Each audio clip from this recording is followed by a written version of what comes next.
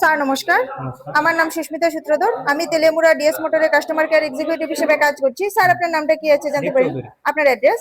South কিংকোট। বর্তমানে যে hero স্কুটিটি চালাইতেছেন স্কুটির model কি আছে স্যার? Pleasure plus. কোন জায়গা থেকে কিনছেন? তেলিয়ামুড়া শোরুম থেকে। কতদিন হয়েছে?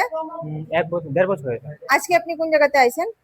সার্ভিস সেন্টারে এসেছি কিসের জন্য আইছেন? সার্ভিস করানোর জন্য।